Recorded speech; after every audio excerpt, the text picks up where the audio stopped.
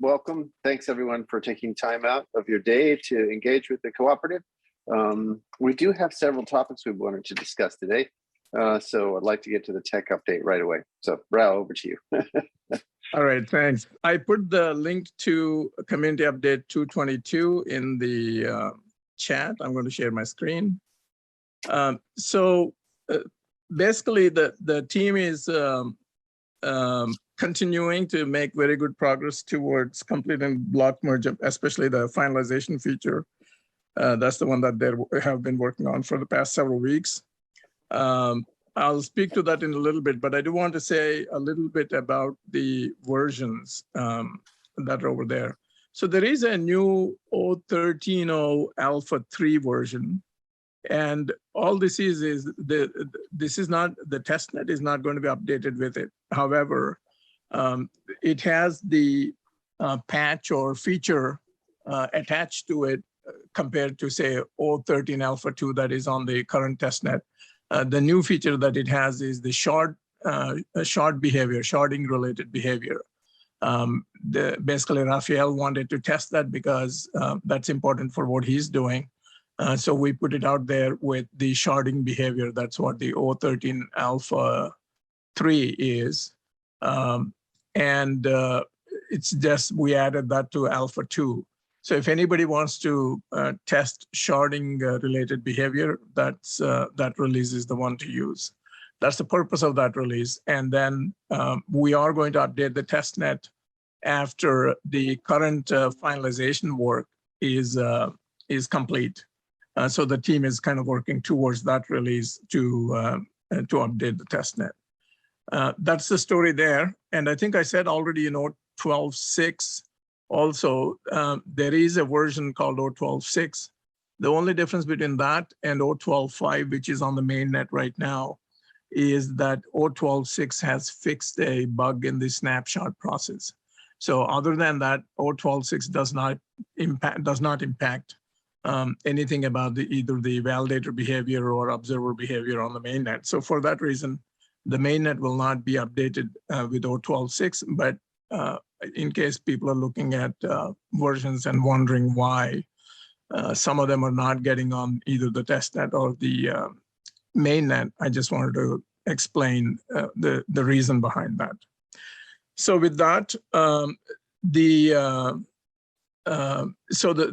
the team is working on this finalization using the simple protocol that ignores any potential network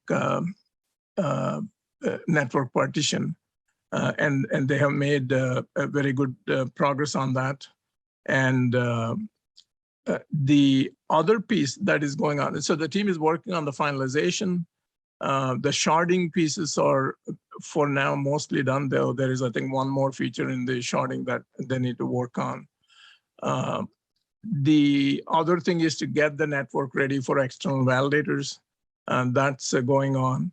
And in the process of doing this finalization work, the team has, and especially now looking at moving the finalization fringe as opposed to single block finalization, they are seeing a lot of refactoring of the current code, which they're doing. And in the process, they're also able to reduce some of the code base. I think as of now, the count is something like 5,000 plus lines of code they were able to eliminate because the way they have now refactored the code, they're able to use the state information and the DAG structure information and block related information in multiple places to move the finalization and the validation forward. So there is a lot of work, and as you can imagine, there's a lot of testing going on with that. That's where we are. NetZipper has completed refactoring the deploy storage and the API changes necessary to get the enhanced deploy information. Stas is working in the block receiver state, and other changes in the whole how to access block information that Tomislav will be using in his finalization fringe work. And then when both those pieces are in, NetZipper will be merging the state after Tom Slav is done completing his current piece on the finalization. But so that's kind of where things are. Dennis is continuing on improving the Rolang map implementation, measuring, figuring out what strategies make sense, and implementing the appropriate ones. He's looking beyond the map also, but he's looking at map as the main focus right now. And then whatever insights he gets there, he's looking to see, does that improve the other things? And so that's what he's working on. Beyond that, the team has also been working on market engagement activity. There's one particular client they're doing some interesting work with. I'm not sure if Greg is going to speak more about that here or not, but that's the other activity that's going on. And so that, I think, overall is the progress of the team and what they're focusing on at the moment. Any questions? Thanks, Rao. That was good. Yeah, I'm exceptionally pleased with the progress that the team is making. The refactor that's in as a part of the integration of the finalization to the rest of the pieces is very encouraging, and we like to see things getting simpler as a result of the way we've architected things. So that's fantastic. Really good news. I did want to mention a little bit about the work we're doing for our clients. I can say some things generically, which will be, I think, welcome by the community, especially anyone who has done any work in enterprise and systems integration knows that these are features that RChain is long overdue in having. So we will be creating some tools whereby we can watch RabbitMQ topics, and when data arrives at the RabbitMQ topics, we will apply a parser on the data, and then create a Rolang deployment with the data. So that means that in addition to our gRPC and HTTP interfaces, we will also have RabbitMQ as an interface. That means that we're particularly responsive in enterprise settings and is very much in alignment with our goals for data first goals, right? So RChain is data first as a blockchain. So this allows us to be particularly responsive to large data loads. So, for example, NFT assets, music assets, enterprise payloads, those sorts of things. So that's one piece that we're doing. And then also it turns out with a lot of these, with a lot of data first applications, you need to do data mapping. And it turns out that there's a fragment of Rolang that's particularly well suited for doing data mapping. So we're in the process of taking an open source data mapper UI and going from the mapping to sort of a fragment of Rolang to create the map as a smart contract. So then end to end for these kinds of applications, data will come in on Rabbit, be turned into a Rolang deployment, and then a mapping which has been defined in a off-the-shelf UI will then initiate the deployment will initiate the application of a smart contract that does the mapping, which will result in some transforms data sitting at a channel on chain, which can then be taken off chain and sent to a RabbitMQ topic as an output. So this is sort of standard data mapping pipeline, which maps directly onto the RChain architecture. and there are lots and lots and lots of enterprises that need this sort of thing, and we're able to provide it in short order. Any questions about that?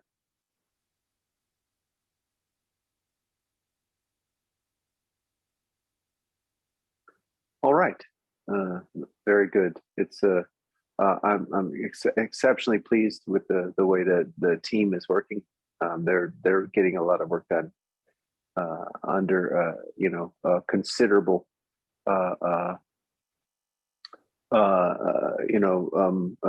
delivery pressures. It's very good. I do also want to pass along to our community that HJ has passed away. So HJ has been with us since, I've been talking with him since 2014. So that's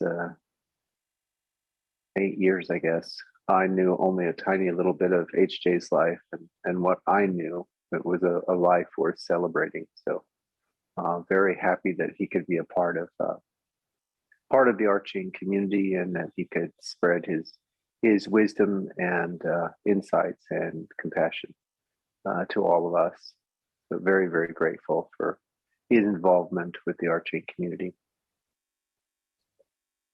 I don't have any details as to how one might send condolences to his family, but I'm sure that everyone at RChain who knew HJ would be, feels the same way I do. So,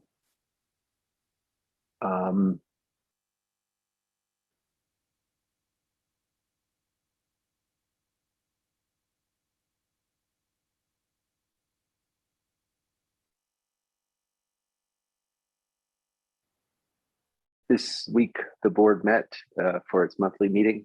It was an informational discussion. There are lots of interesting things to talk about in the closed door session, but nothing was voted on. So we're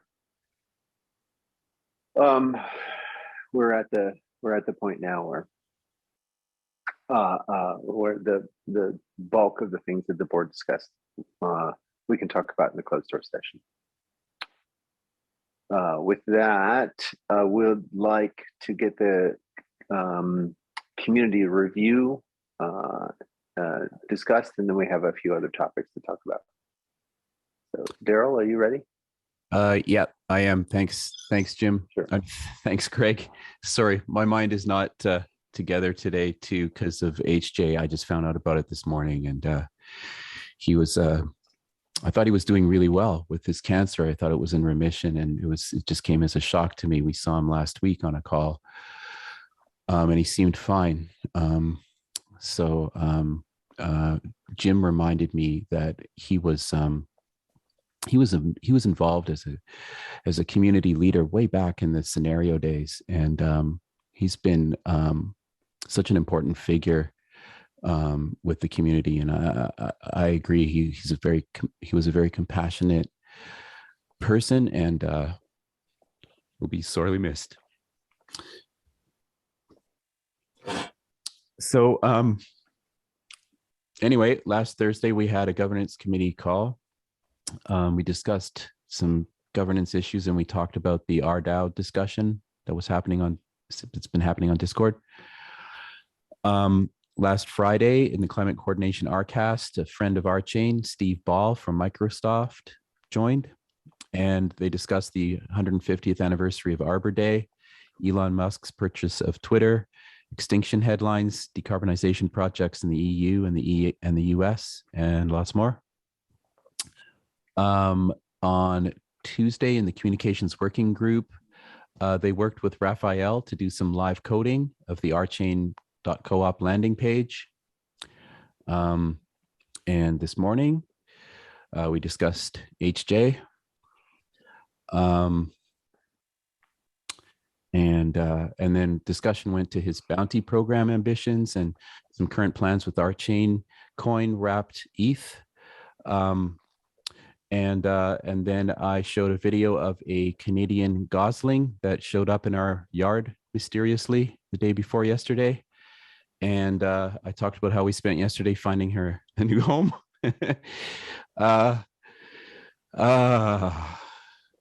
Somehow this led us to a conversation about quantum physics.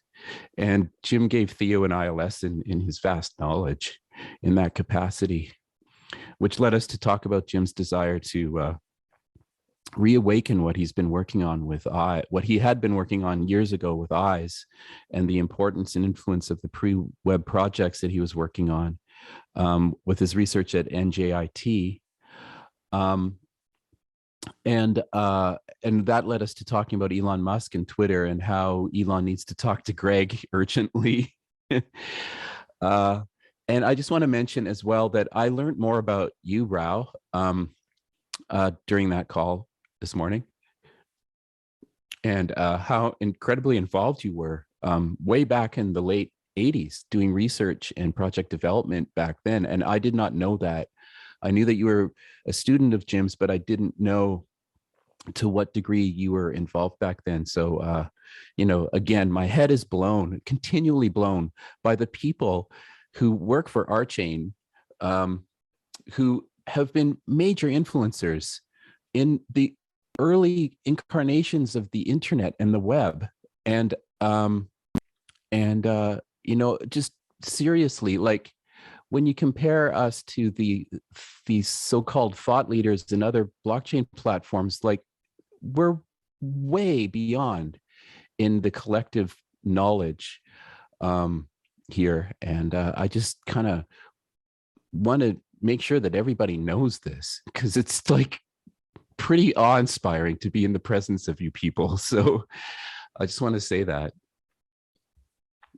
Anyway, that brings us to now. I didn't get a Casper stand-up update from you, Greg, so maybe you might want to talk a bit about that. Oh, I sent you one. Oh, did you? I'm sorry. It's probably no worries. Stuck in my email. No worries. I hope the Gosling is doing all right.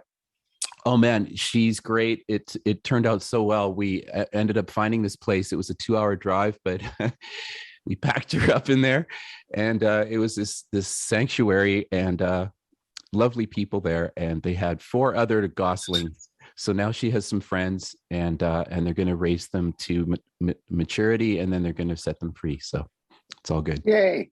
Very good. Glad to hear it. Yeah. Yep.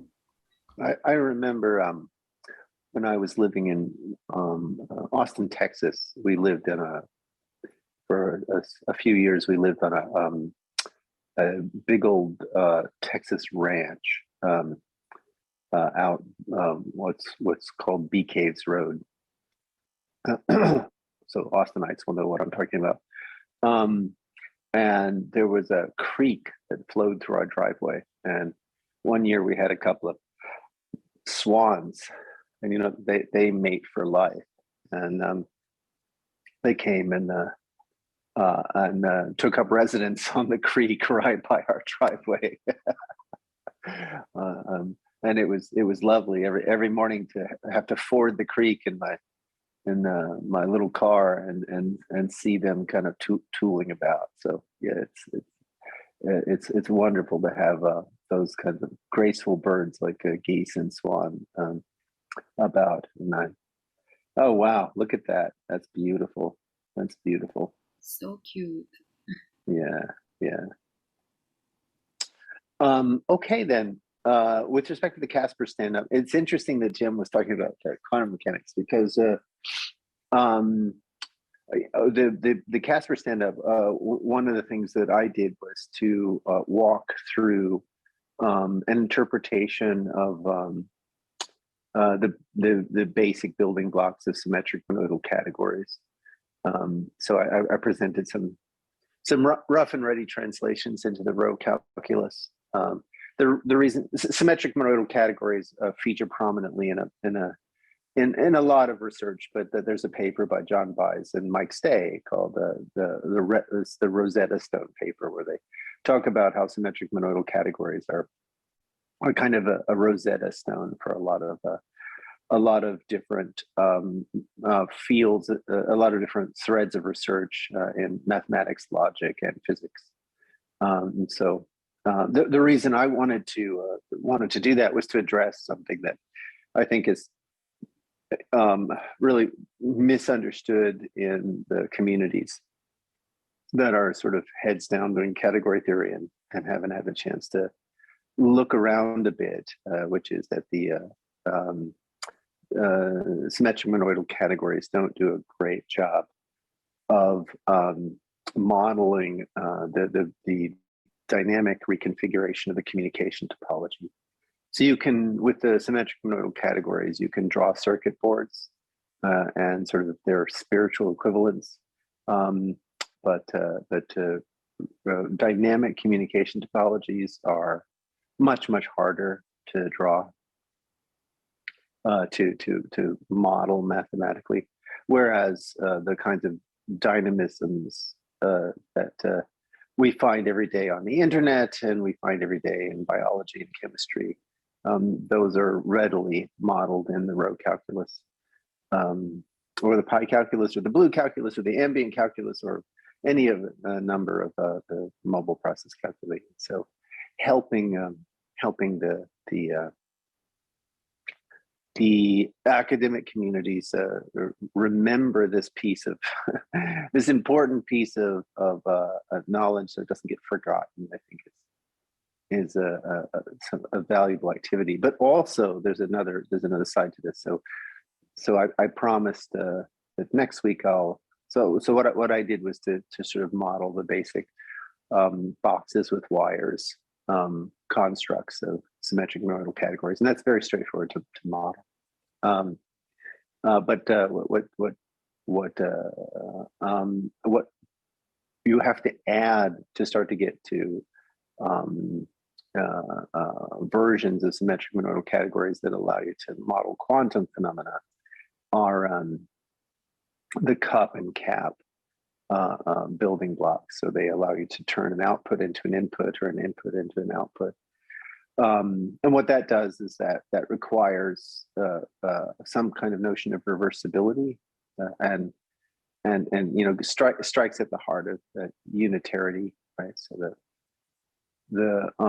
all the maps that don't involve measurements are all reversible. And so being able to talk about reversibility is an interesting feature of Rolang. So I think a lot of people who are familiar with programming Rolang would cock an eyebrow if they said there's a way in which to get reversibility. And it turns out that if you look at the original paper that I wrote in 2015 at a Bitcoin conference that Vlad dragged me to, where I was talking about how you could use the row calculus to model all the features of blockchain. One of the points was the metered computation. So there's a note that I wrote to talk about how you do metered computation. And I recently reshared it with the team. It's available for people to read, anyone in the community to read.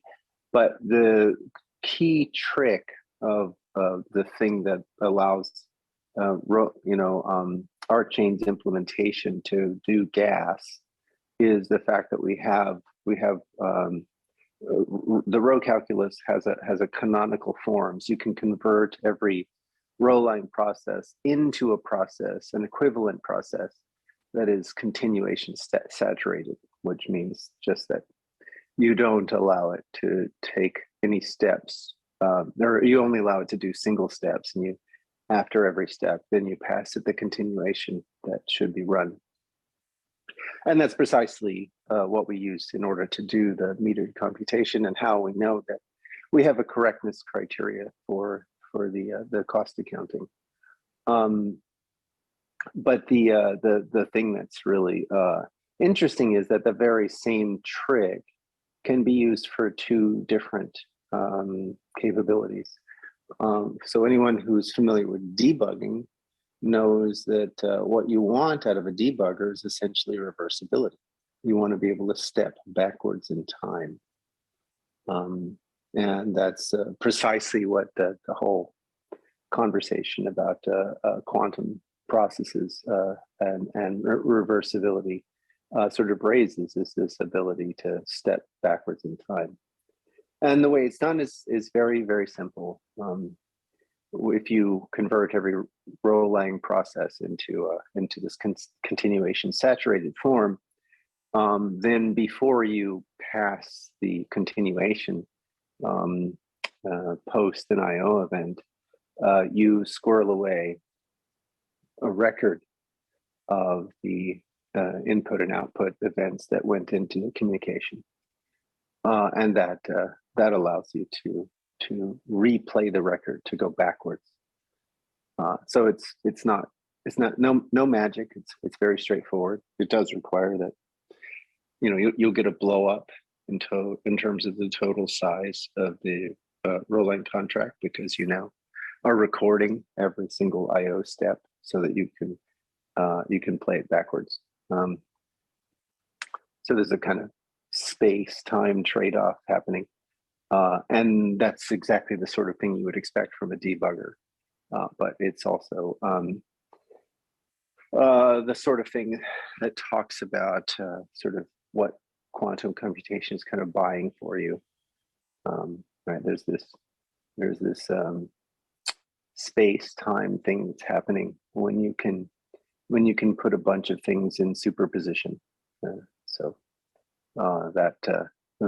quantum mechanics is buying you something that otherwise you have to spend hard-earned hardware on. So that was the essence of the discussion for the Casper stand-up. Hopefully that made sense to folks. Any questions about that? I have to watch it, although my patience with mathematics is thin at this stage in my life. I understand. Coincidentally, Maya added me to the category theory Zulib this week. Yay, good for you. I don't know why he did that, but is there a discussion I should go to that's relevant here? I don't know, but yeah, it's a good community. So yeah, for sure, definitely. I mean, there's some very, very cool people there. Anything Mike Schulman does is pretty much pure gold. So definitely go check it out. All right. So with that, we did want to talk a little bit about, Daryl made an observation with regard to the Bored Ape Yacht Club, and they're searching for a new blockchain. So Daryl, did you have some thoughts about this that you wanted to share with the community? Oh, well, I guess basically it was a headline in an article that I think Rue posted, and the headline is literally that. They had a kind of an interesting weekend because they were released their own metaverse, which was wildly popular beyond their expectations, and it ended up costing massive amounts of fees for people and bogging down Ethereum. And they realized they need a new blockchain, something that Greg predicted would happen to Ethereum years ago. I think maybe there's a chance that maybe there's a blockchain for them that we could provide. So the question is how to get there. Yeah. So I've been kind of just putting together like a little, potentially just kind of a little one-pager overview that might be good for someone who doesn't know about RChain and might be in their position to read. And I guess we're reaching out and trying to find out ways to contact them. So that's awesome.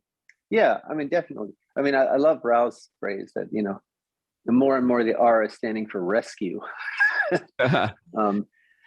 Right. We're finding with a lot of our clients that they've tried the other blockchains and they just don't work, and so now they're turning to RChain. So, and this is just, you know, it's a matter of objective record. You know, they're pulling us in and giving us more and more scope on these contracts. So it's good. It's good. It's you know, validation of everything that we've said, and it would be wonderful to help out some of these metaverse folks.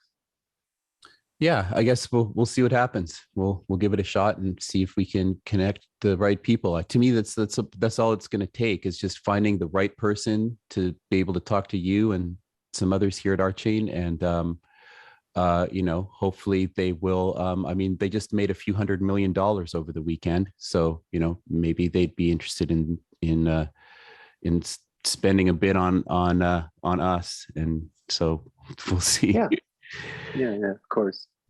Good, great. That's great. And were there other topics that we wanted to touch base on? Anything from the community?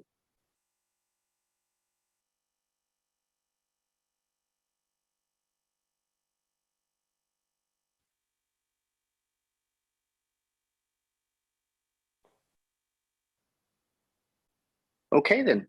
Well, thanks everyone. I appreciate your time and energy and attention. Please be sure to enjoy the spring, and stay safe, and we'll see you on the other side. Thanks, everybody.